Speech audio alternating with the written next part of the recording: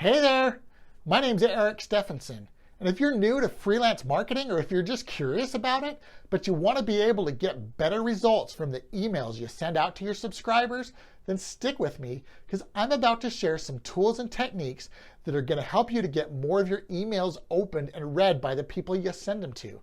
Now, I'm guessing you're a person that doesn't like a lot of fluff, so let's just jump right in and get straight to the meat, all right? So as you're building a list, you should always be thinking about how you can build a relationship with the subscribers on your list. Think about what you can do so that your subscribers know you, like you, and trust you. Because if they do, they're going to be a lot more likely to actually read the emails you send them. And they're also going to be a lot more likely to buy from you, which is how you get paid. And I'm guessing you're watching this video because you want to get paid. Am I right? Right? So in fact, the number one thing people look at when they decide whether or not to open an email is who the sender is. And they're a lot more likely to open emails from people they already know, like, and trust.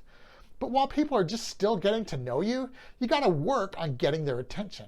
And one way you can do that is by writing a really good subject line. Now, try writing subject lines that are designed to pique people's curiosity. Now, questions work really well for this, especially if you're asking a question about the reader. In fact, one of my best performing headlines is, "Are you up to the challenge?" Not only did I ask a question and address it right at the reader, but I also implied that there's some kind of exciting challenge. Woo! A challenge? I wonder what this is about. That's exactly the kind of thing that you want your reader thinking. So there's a tool I use to improve my headline writing, and it's the email headline tester over at coschedule.com. Now, this is a website where you can put it in headlines you've written, and it will return scores based on a number of different factors. Those could include the length, like the number of characters or the number of words, or if you're using words that either increase or decrease opens, as well as a number of other factors. And I'll usually try to write 8 or 9 different headlines until I can get one that's scored into the high 60s or even the low 70s.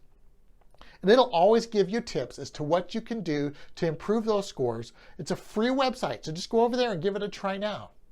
So now that you've written a great headline, you still need to keep people's attention so that they keep reading once they've opened your email.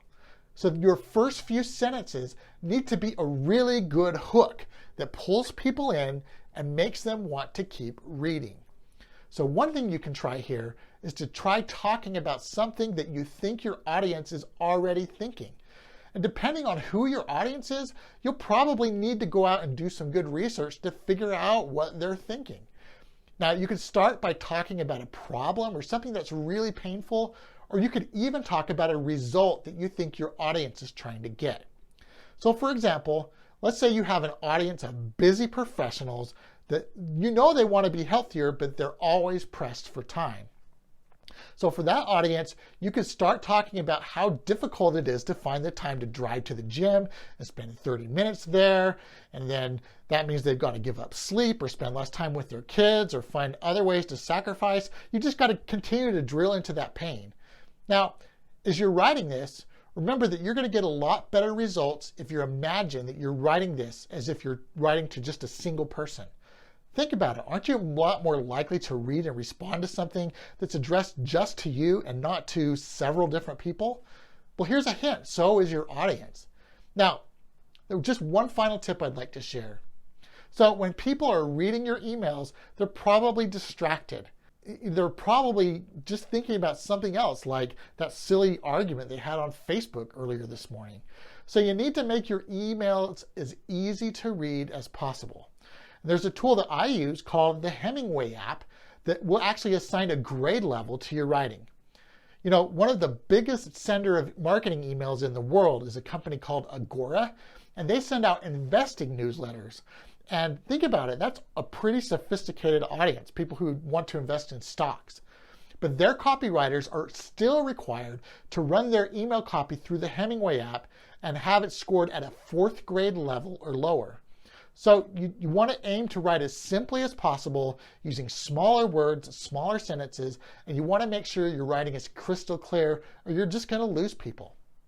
So that's all I got. If you got value from this video, and if you're interested in freelance marketing and you think it's something you're capable of doing, then I'd like to invite you to attend my next live training that I put on at least once a week.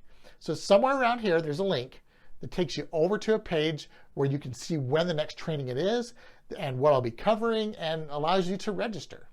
And by now, you already know that freelance marketing can be the vehicle that finally sets you financially free. And by now, you already know it can be the springboard to a career that allows you to make a living doing something you truly love. So just right now, click on that link. Don't wait. My goal on that training is to open up a whole new world of possibilities for you. So click on that link right now. I hope to see you soon. Take care.